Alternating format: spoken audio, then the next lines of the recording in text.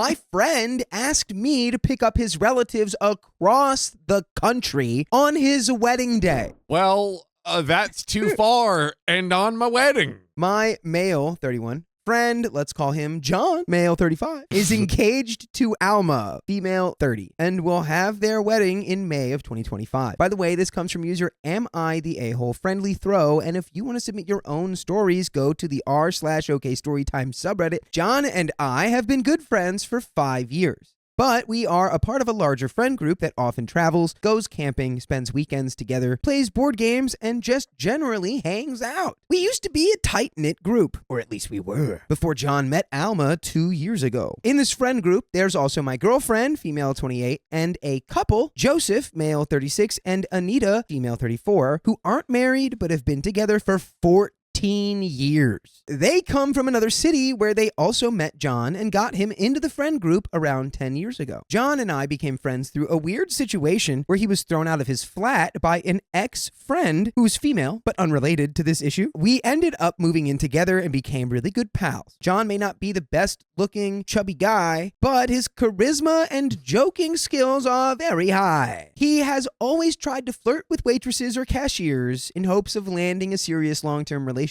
His experience has mostly been with younger girls, and his relationships have always lasted only a few months or less than a year. Then he met Alma and fell head over heels. They seemed compatible, and at least he was beaming with joy. However, we soon found out at a party when Alma went to bed that John, in a wasted state, confessed that Alma didn't like Anita because of the friendly relationship Anita and John had. This seemed unreasonable since we all know their relationship is purely platonic, and we're all loyal to our other halves. After this, we started meeting John and Alma less frequently, only for big celebrations like Christmas and our annual camping and boating trips, just events that are integral to our friendship. For any other event John was invited to, we always got a decline. Too tired, too busy, we need to do something for Alma's family, or again, just too tired. He never calls or texts either. At this point, it's gotten so bad that we stopped inviting him, and we feel bad about it. However, he only reaches out when he needs something, like a favor of some sort, or to get stuff from our jobs for free, or just to drop something off. Currently, John and Alma live in a flat in the same building as Joseph and Anita, and even then, they are too tired to take the elevator. We do miss our friend and would help him when necessary, but at this point, the lack of communication and the rise in requests just makes me feel used. Now to the situation at hand. Last week, John visited Joseph and Anita unannounced to talk about the wedding and asked them for help. Joseph is the best man, and he agreed to be the driver for the groom and bride, taking them from their home to the courthouse, then to the venue, and back home the next day. However, the maid of honor is Alma's cousin, Mary, female 25, who's a cool and active person. She's joined us for camping and other celebrations. John used his speech asking Anita to undertake the task of decorating the whole venue with Mary's boyfriend. After Anita questioned him for more details, it was clear that nothing was planned. The venue would allow decorating to start at 2 p.m.,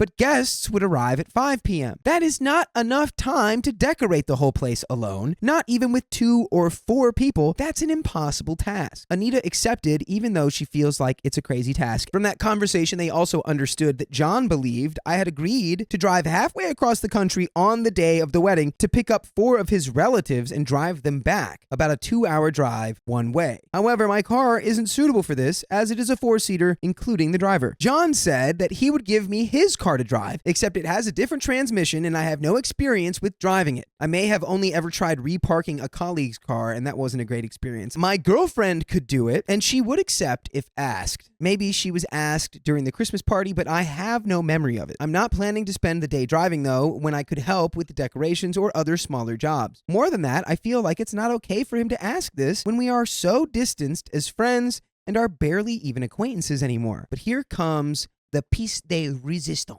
There is no wedding party, and the invitations are not yet sent, so no guest really knows the date, time, or place. And John hasn't even reached out to me personally in any way, hasn't told directly of his plans for me or my girlfriend in this at all. So he's like, yeah, you're going to pick up 5 of my family members, or 4 of my family members. I don't have space. Yeah, don't worry. And then one day maybe I'll tell you what day it is one day. It's the Firefest of wedding. This is Firefest wedding. This is Firefest 2.0. All the information laid in the previous paragraph was a retweet telling from Anita. And now I'm dreading the moment when John appears by my doorstep with this. Me denying his requests will set him off, as he has seemed tense and tired of wedding planning, if you could even call it that. Also, feels like there's going to be an update in the next 2 weeks since his birthday's coming up, and Anita believes he will want to talk then, which again probably will include booze and bad decisions. So please suggest on how to better deal with John's request, and am I the a-hole for considering denying his request in driving across the country to pick up his relatives while the rest of the wedding planning is in shambles? And there is an update. It has been a week since the original post, and the update is he's visiting tomorrow after work, as he offered it when I met him in the grocery store yesterday. He asked, "How's it going?" And I told him truthfully. See point 4 below. Oh. I was hoping, and was right, that he wouldn't start the whole conversation in the store, and so he kindly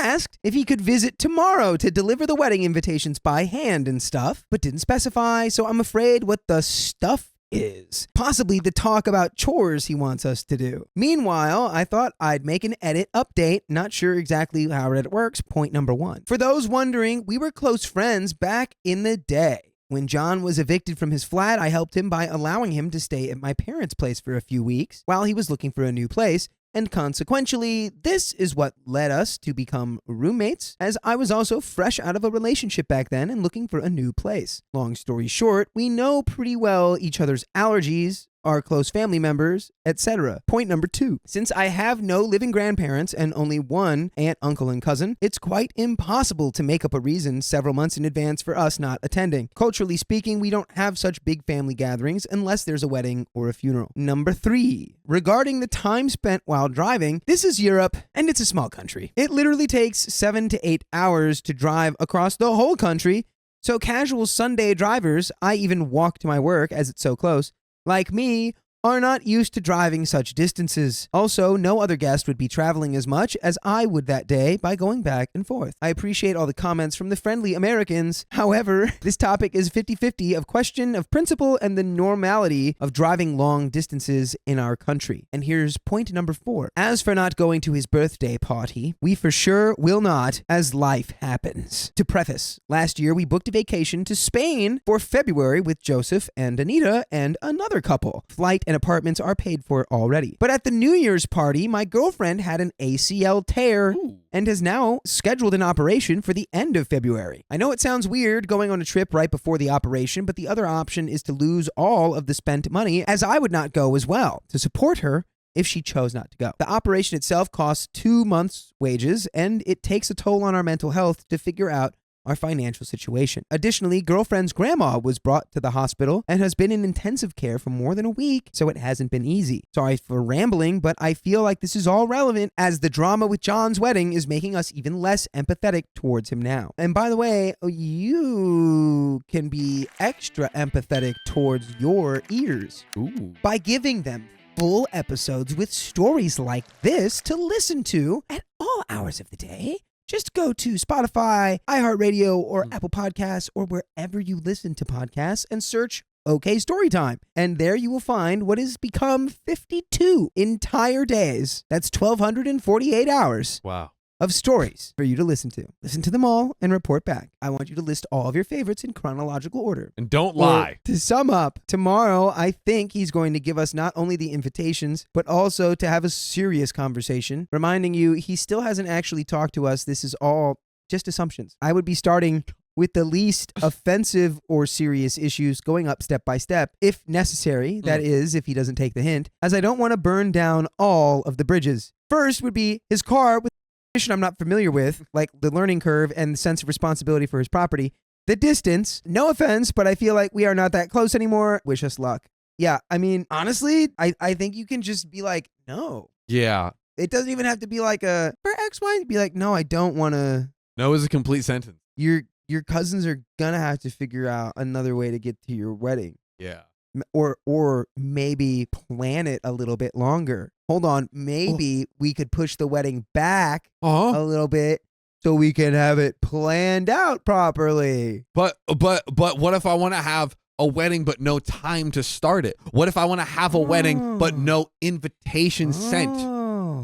What if I want that? Then you just do exactly what you're doing. Like, You stay exactly on the course that you're at. I and like then that. you let me know how it goes later because I'm not going to be there. But that is the end of that story.